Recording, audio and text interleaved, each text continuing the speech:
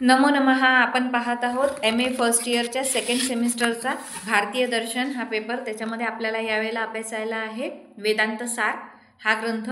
सदानंद योगींद्र विरचित असलेला असा हा वेदांत सार ग्रंथ हा उत्तर मीमांसा या दर्शनाचा म्हणजेच वेदांत या दर्शनाचा प्रकरण ग्रंथ आहे, हे आपण पाहिलेलं आहे. आणि जसं की आपण दररोज आपली जी प्रस्तावना असते ती पाहत असतो की भारतीय दर्शनाचे दोन मुख्य प्रकार आहेत, आस्तिक आणि नास्तिक. वेदांना प्रमाण मानणारे जे दर्शन आहेत ते आस्तिक आणि वेदांना प्रमाण न मानणारे जे दर्शन आहेत ते नास्तिक. आस्तिकमध्ये 6 दर्शनांचा समावेश होतो: न्याय, योग, सांख्य, वैशेषिक, पूर्वमीमांसा आणि उत्तरमीमांसा. त्यापैकी न्याय दर्शनावर आधारित असलेला प्रकरण ग्रंथ तर्कसंग्रह आपण फर्स्ट सेमिस्टरला बघितला. आता सेकंड सेमिस्टरला आपल्याला उत्तर मीमांसा म्हणजेच वेदांत या दर्शनावर आधारित असलेला जो प्रकरण ग्रंथ आहे तो म्हणजे वेदांत सार, जो की लिहिलेला आहे सदानंद योगींद्र यांनी. त्यांचं पूर्ण नाव काय आहे? परमहंस परिव्राजकाचार्य सदानंद योगींद्र. त्यापैकी सदानंद योगींद्र एवढं तरी आपण लक्षात ठेवलं तरी श्रीमद सदानंद योगींद्र असं आपल्या पुस्तकावरती इथे लिहिलेलं आहे. तर त्यांनी हा प्रकरण ग्रंथ लिहिलेला आहे. त्याआधी आपण पूर्ण वेदांताची म्हणजे थोडक्यात थोडी माहिती पाहिली होती की वेदांत दर्शन नावच वेदांत आहे, त्याच्यामुळे वेदांतावर आधारित म्हणजे उपनिषदांवरती आधारित असलेला जे तत्वज्ञान आहे ते म्हणजे वेदांत. आणि त्याच्यावरचा प्रकरण ग्रंथ म्हणजे की वेदांत सार. तर प्रस्थानत्रयी आपण बघितलं होतं की जो मुख्य जे तत्वज्ञान आहे ते आलेलं कुठून आहे? मग उपनिषद, ब्रह्मसूत्रे आणि भगवद्गीता या प्रस्थानत्रयीपासून वेदांत हे दर्शन त्यावर आधारित आहे. आणि दर्शनाचे आपण जे पुस्तक आहे, जे ग्रंथ आहे त्यांचा क्रम पाहिला होता की मूळ जे ग्रंथ असतात ते सूत्रग्रंथ असतात की जे सुरुवातीला जे तयार झालेले आहेत तत्वज्ञानावर आधारित, त्यानंतर त्याच्यावरती भाष्य करणारे भाष्य ग्रंथ, त्यानंतर त्याच्यामध्ये खंडन मंडन वाद असणारे जे ग्रंथ आहेत ते वाद ग्रंथ, आणि त्यानंतरचा जो आहे की ज्यामध्ये एखादी कन्सेप्ट टाकलेली आहे, एखादा मुद्दा मांडलेला आहे आणि त्या मुद्द्यावर आधारित इतर ग्रंथांमधले पुरावे त्याच्यामध्ये दिलेले आहेत. त्याच्यामध्ये खंडन मंडन ह्या गोष्टी येणार नाही, फक्त स्वतःचं मत मांडणे आणि त्या अनुषंगाने इतर ग्रंथामध्ये असलेल्या त्या मुद्द्याविषयीचं मत जिथे मांडलेलं आहे ते आहेत प्रकरण ग्रंथ. आणि ते सोपे असतात. ते जसं की तर्कसंग्रहामध्ये म्हटलेलं तर बालानाम सुखबोधाय क्रियते तर्कसंग्रह, त्याचप्रमाणे हा ग्रंथसुद्धा वेदांत सार हा ग्रंथसुद्धा विषय प्रवेश आपल्याला तत्त्वज्ञानामध्ये म्हणजे वेदांतामध्ये करता यावा याकरता त्या मानाने सोपा असलेला ग्रंथ म्हणजेच वेदांत सार. तर आतापर्यंत आपण अनुबंध चतुष्टय बघितलं, ठीक आहे. अनुबंध चतुष्टयमध्ये काय काय होते? 4 गोष्टी ज्या महत्त्वाच्या होत्या. तो खूप IMP प्रश्न आहे असं मी तुम्हाला सांगितलं होतं. तो येणार म्हणजे येणार 100% अनुबंध चतुष्टय प्रश्न दरवर्षी पेपरला येतो. तर 23 नंबरवरती बघा, पेज नंबर 23 वरती मी तुम्हाला बॉक्स करायला सांगितले होते जे जे अनुबंध आहेत त्यांना. अनुबंध चतुष्टय कोणते कोणते आहेत? चतुष्टय म्हणजे 4, ठीक आहे. कोणते कोणते आहेत मग? अधिकारी, विषय, ग्रंथ आणि विषयाचा संबंध आणि त्याचं प्रयोजन. हां, छान. तर हे 4 अनुबंध आहेत: अधिकारी, विषय, संबंध आणि प्रयोजन, ठीक आहे. अनुबंध चतुष्टय की जे सुरुवातीला सांगितलेले असतात ग्रंथ सुरू व्हायच्या अगोदर, जेणेकरून तो ग्रंथ कोणासाठी आहे, त्या ग्रंथाचं प्रयोजन काय आहे, त्या ग्रंथाचा संबंध काय आहे आणि त्या ग्रंथातून मिळणारं आउटकम काय आहे, प्रयोजन वगैरे ह्या सगळ्या गोष्टी त्याच्यातनं आपल्याला लक्षात येतील असं सगळं आपण पाहिलं होतं, ठीक आहे. तर हे झालं अनुबंध चतुष्टय. त्याच्यानंतर साधन चतुष्टय हा सुद्धा मी म्हटलं होतं की हा प्रश्नसुद्धा येतो. तर साधन चतुष्टय कोणते कोणते आहेत? त्याच पेजवरती वरती विवेक, वैराग्य, समाधी, षटक आणि मुमुक्षत्व हे साधन चतुष्टय आहेत, ठीक आहे. हा पण प्रश्न येतो आणि अनुबंध चतुष्टय सुद्धा येतो. तर साधन चतुष्टय कोणते? विवेक, वैराग्य, समाधी, षटक आणि मुमुक्षत्व. आता अनुबंध चतुष्टय पाहिले आपण. हे जे आहेत ना साधन चतुष्टय हे समोर येणार आहेत आता आपल्याला, ते अजून पाहायचे राहिलेले आहेत आपले. चतुष्टय म्हणजे 4, ठीक आहे. ते मागच्या लेक्चरला झालेलं आहे पूर्ण, ते एकदा तुम्ही पाहून घ्याल. आपण दररोजचं लेक्चर आता आपलं रोजचं लेक्चर घेणं आणि ते यूट्यूबला अपलोड करणं अशी सिरीजच एक प्रकारची सुरू झालेली आहे. आतापर्यंत 4 झालेले आहेत आपले लेक्चर या विषयावरती, हे 5वं आहे. तर तुम्हाला पूर्ण जर अभ्यास पहिल्यापासून पाहायचा असेल तर तुम्ही ते पूर्ण लेक्चर बघू शकता. त्यांना पहिलं जे लेक्चर आहे ते वेदांत सार प्रस्तावना या हेडिंगखाली आहे आणि नंतर सगळे डेट वाईज जात आहेत, 28, 30, 31 वगैरे. आजचा 1 तारखेचा असं झालेला आहे प्रस्तावना. हां, तू घेतलं. हां, तुम्ही नव्हते मग तेव्हा, वैष्णवी असताना घेतलेलं लेक्चर आहे प्रस्तावना. नाही, त्याच्या आधी एक लेक्चर झालं होतं, ते प्रस्तावनेचं होतं. मी तुम्हाला म्हटलं नाही का, मग ते 3 पेज वाचून घ्या म्हटलं प्रस्तावनेचे, ते लेक्चर आहे ते बघून घ्याल. तर आता आपल्याला पाहायचं आहे पेज नंबर 27 वरती कर्मानी नावाचा जो मुद्दा आहे तो आपण बघणार आहोत. वेदांत शास्त्रस्य फलम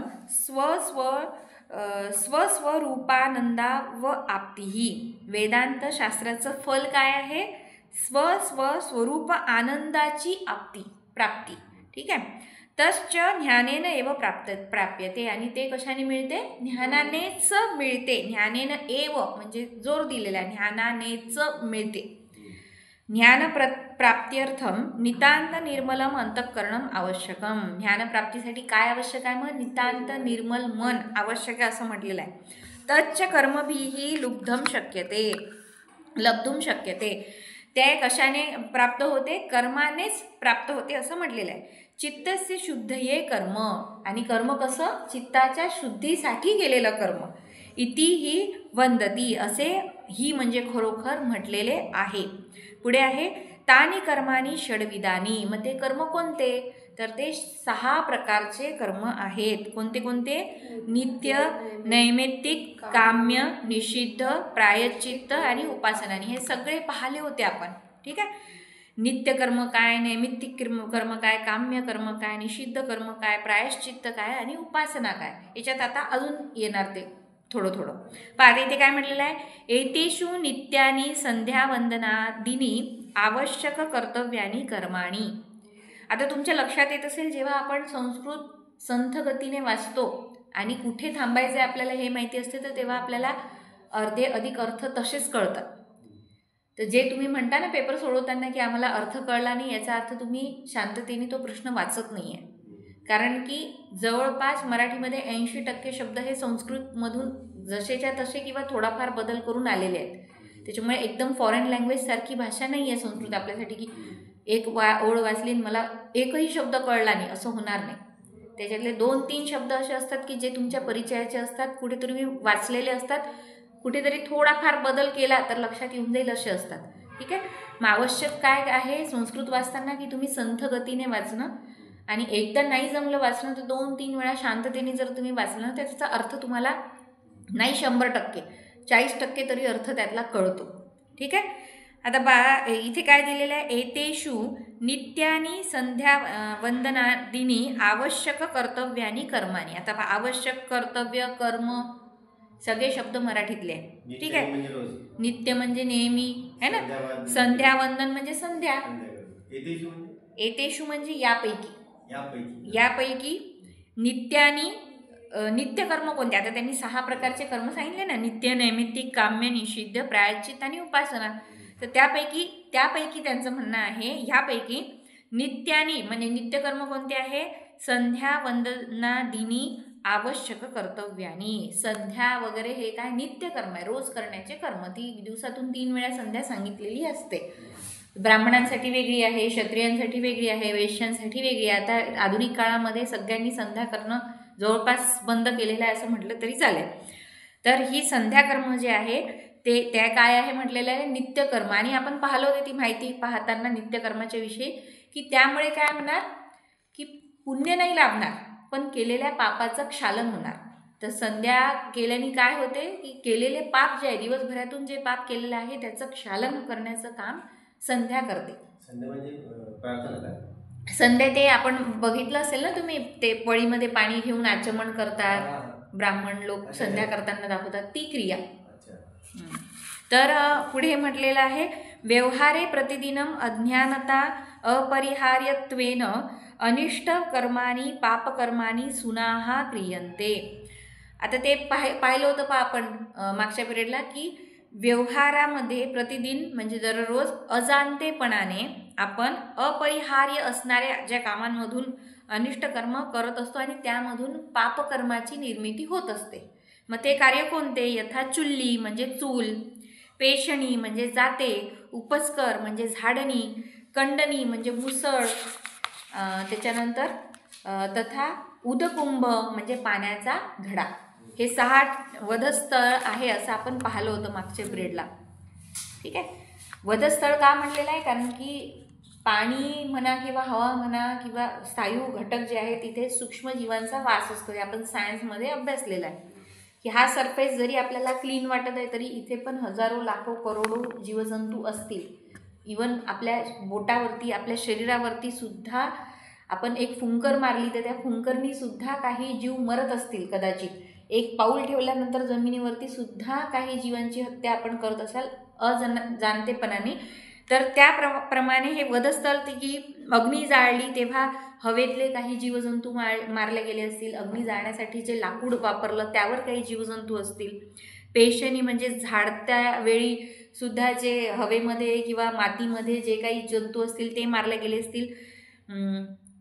जातं भरडताना पेशणी म्हणजे जातं भरडत असताना सुद्धा पुन्हा तेच भरडल्या गेले. पेशणी म्हणजे जातं आणि उपस्कर झाडणे, कंडणी म्हणजे मुसळ जे आहे ना कांडण्याचं काम करणे, आणि उदकुंभ म्हणजे पाण्याचा घडा. ठीक आहे. नंतर एतेषां उपयोजने हिंसा भवती. यांचा उपयोग करत असताना काय होत आहे? हिंसा होत आहे. सा पाप कारणम आणि ती पापाचं कारण आहे. तस्य पापस्य निष्कृत्यर्थम आवश्यक करणीय तया ब्रह्मयज्ञ, पितृयज्ञ, देवयज्ञ, भूतयज्ञ, मनुष्ययज्ञ इति पंचमहायज्ञाः ऋषीभिः विहिताः. आणि त्या पापांचं निराकरण करण्यासाठी आवश्यक असणारे 5 महायज्ञ ऋषींनी सांगितलेले आहेत. मग ते 5 यज्ञ कोणते? पहिला आहे ब्रह्मयज्ञ म्हणजे अध्ययन अध्यापन. दुसरा आहे पितृयज्ञ म्हणजेच कोणता आहे?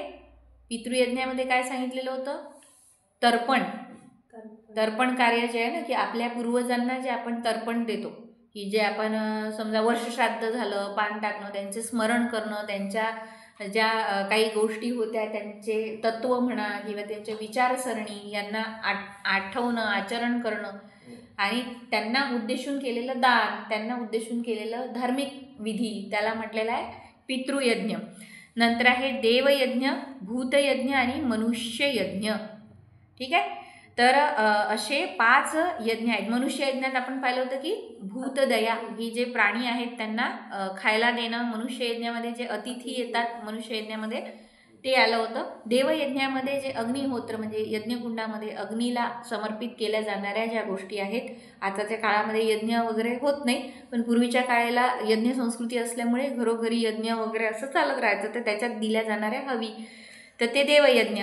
इति पंचमहायज्ञाः ऋषीभिः विहिताः. या 5 महायज्ञांचं वर्णन ऋषींनी केलेलं आहे. नित्यकर्माणि पंचमहायज्ञाः संध्यावंदनादीनि च. नित्यकर्माणि पंचमहायज्ञाः संध्यावंदनानि च. मग आता काय म्हटलेलं? नित्यकर्म, पंचमहायज्ञ आणि वंदनादिनी, संध्यावंदन इत्यादी. ठीक आहे. नैमित्तिकानी कर्माणी. ब्रह्मयज्ञ अध्ययन अध्यापन आता आपण जे करत आहे ते ब्रह्मयज्ञ सुरू आहे. भूतयज्ञ म्हणजे प्राणी मात्रांना खायला देणे, त्यांना काहीतरी काय नैवेद्य वगैरे जे दिलं जातं प्राण्यांना, गाईला, कुत्र्याला वगैरे असं ते. नित्यकर्मानी पंचयज्ञ हा संध्यावंदनानी च. मग नित्यकर्म कोणते आहे? पंचमहायज्ञ आणि संध्यावंदन. हे कशामध्ये गेले? मग नित्यकर्मामध्ये. ठीक आहे. नैमित्तिक कर्माणी विशिष्टम निमित्तम उद्दिश्य शास्त्रे विहितानी कर्माणी यथा पुत्रजन्म कारणात जातेष्ठीही. मग नैमित्तिक कर्मांचे कोणते? की जे विशिष्ट निमित्तांना उद्देशून शास्त्रविहित सांगितलेले कर्म, जसे की पुत्रजन्म कारणात जातेष्ठीही. पुत्रजन्म झाल्या कारणाने केलेला जातेष्ठी हे काय आहे? मग नैमित्तिक कर्म आहे. नैमित्तिक कर्म आणखी आता त्यांनी एक उदाहरण दिलं, असे दुसरे पण अन्य नैमित्तिक कारण असू शकतात की जे निमित्त काहीतरी कारण आहे आणि त्या निमित्ताने केलं जाणारं कार्य म्हणजे नैमित्तिक कार्य. ठीक आहे. त्याच्यानंतर आहे काम्यानी फलोद्देशेन विहितानि कर्माणि यथा जातिष्टोमेन स्वर्गकामो यजेत इति. मग काम्यानी फलोद्देशेन, काम्य म्हणजे इच्छित, फलोद्देश म्हणजे फलाच्या उद्देशाने, विहितानी केले जाणारे कर्म यथा ज्योतिष्टोमेन स्वर्गकामो यजेत इति. की स्वर्गामध्ये जाण्याची कामना असेल तर त्यांनी काय करायचं, ज्योतिष्टोम नावाचा यज्ञ करायचा. त्याला काय म्हटलं आहे मग, काम्यानी फल, काम्यानी कर्म. ठीक आहे. म्हणजे आपण कोणते कोणते कर्म पाहिले, एक तर झालं नित्य कर्म, त्याच्यामध्ये आली संध्या आणि पंचमहायज्ञ. ठीक आहे. ते त्यांचं कार्य काय होतं, पापक्षालन करणे.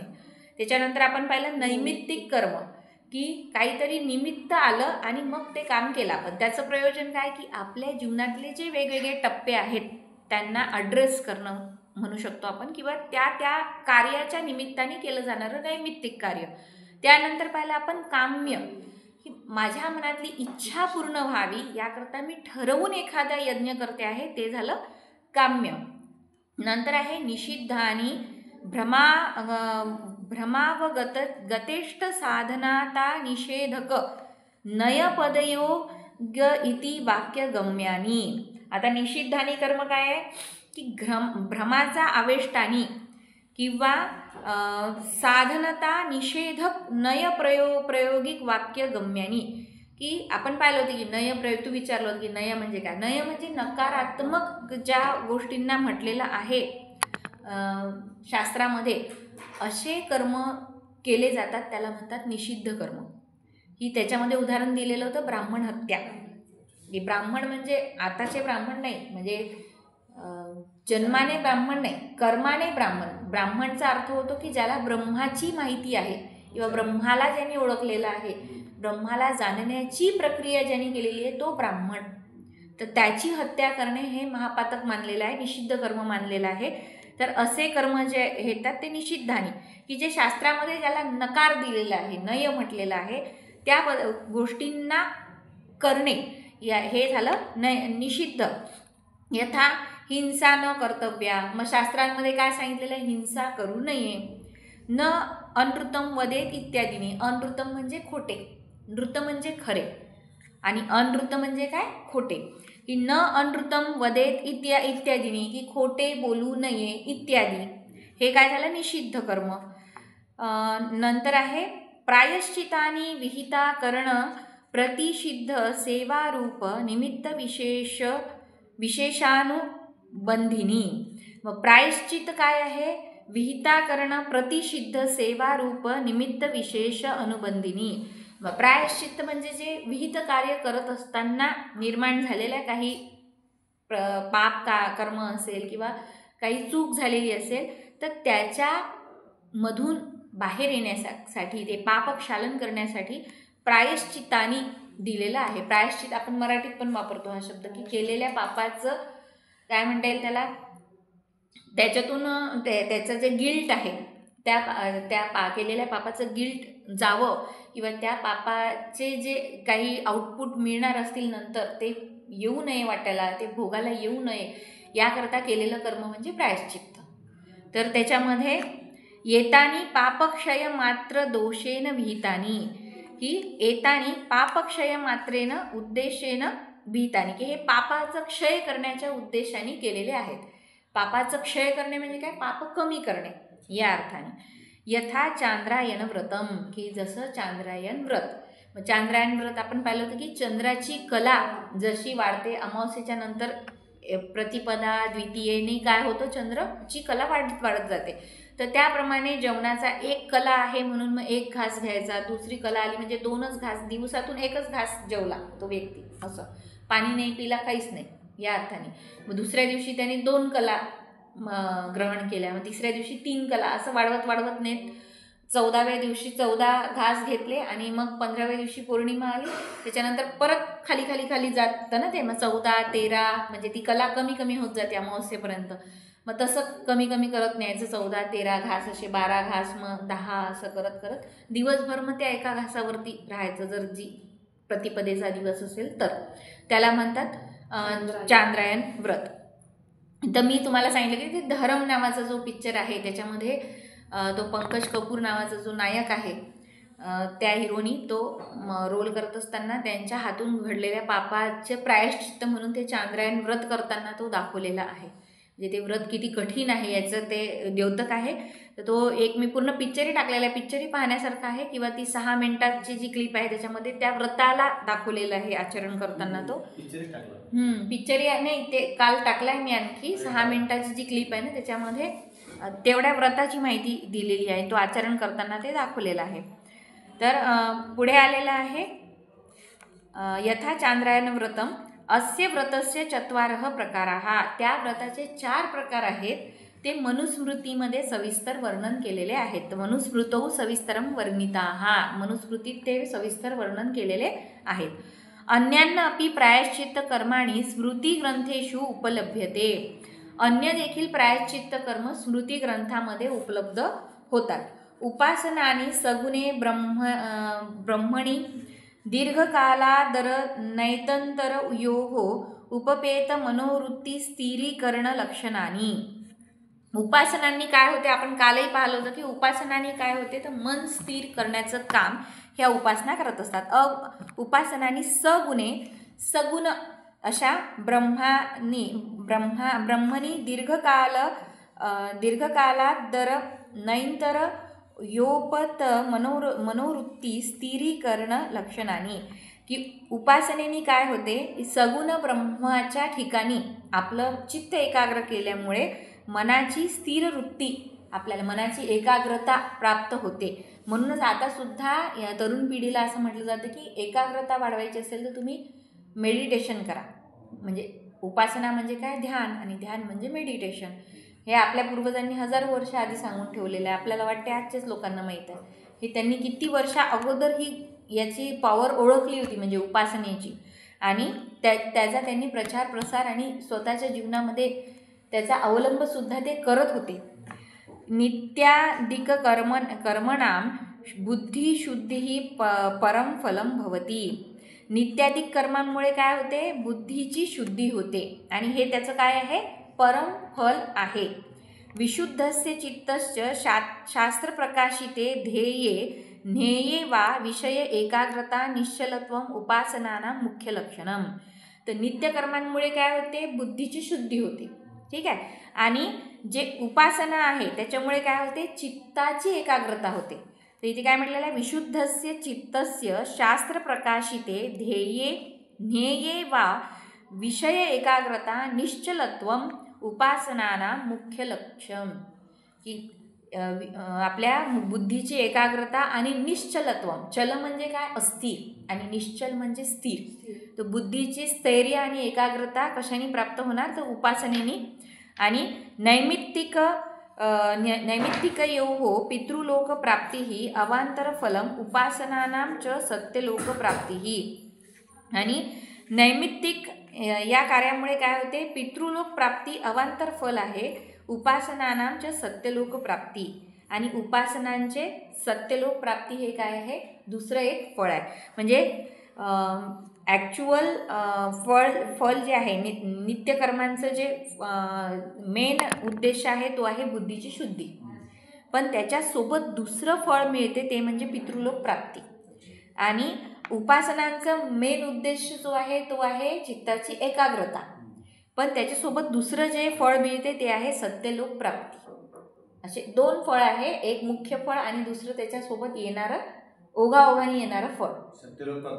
सत्यलोक प्राप्ती म्हटलेलं आहे त्यांनी की सत्यलोकाची प्राप्ती होते या अर्थाने. ते त्याचं दुसरं म्हणजे दुय्यम फळ म्हटलेलं आहे. जे पहिलं फळ आहे त्याचं ते आहे की चित्ताची एकाग्रता. ठीक आहे. तर आज आपण या सगळ्या गोष्टींची जे आढावा घेतला कर्मांचा, की नित्य 4 प्रकारचे कर्म, नित्य, नैमित्तिक, त्याच्यानंतर निषिद्ध कार्य 5 आहेत ते कर्मानी षडविधानी म्हटलेलं आहे. 6 प्रकारचे नित्य, नैमित्तिक, काम्य, निषिद्ध, प्रायश्चित्त आणि उपासनानी. नित्य कर्मामध्ये येणार संध्या, पंचयज्ञ. नैमित्तिकमध्ये येणार विशिष्ट निमित्त प्राप्ती झाल्यानंतर, की जसं त्यांनी उदाहरण दिलं की पुत्राचा जन्म झाल्यानंतर करायचं एखादं कर्म ते. काम्य म्हणजे इच्छा मनात ठेवून स्वर्गप्राप्तीसाठी केलेला यज्ञ. नंतर आहे निषिद्ध म्हणजे जे शास्त्रामध्ये नय या अर्थाने म्हणजे नकार या अर्थाने दाखवलेलं. आणि प्रायश्चित्त म्हणजे की पापक्षालन करण्यासाठी केलं जाणारं कर्म, ज्याच्यामध्ये चांद्रायण व्रत येते. आणि उपासना म्हणजे सगुण ब्रह्माचे ध्यान करून त्या माध्यमातून चित्ताची एकाग्रता प्राप्त करणे, हे झालं उपासना. ठीक आहे. तर असे 6 प्रकारचे षडविधानी कार्यानी आपण आज पाहिलेले आहेत. तर आज आता आपण इथे थांबू आणि पुढला भाग याच्यानंतर पाहू. त्याच्या पुढे आपल्याला पाहायचं आहे ही पुढली कारिका साधन आणि नित्य नित्य विवेक, हा जो भाग आहे हा पुढे पाहू. याच्यामध्ये आपल्याला साधन चतुष्टय हा जो तुम्हाला येणारा प्रश्न आहे तो पाहायला मिळणार आहे. तर आतापर्यंत आपलं पेज नंबर 27 आणि 28 मधला अर्धा भाग झालेला आहे. तो तितका तुम्ही वाचायचा आहे, किंवा मग यूट्यूबला आपले व्हिडिओज पण अपलोड आहेत सगळेच, ते सुद्धा तुम्ही बघू शकता. ठीक आहे. नमो नमः. पुनर्मिलामः.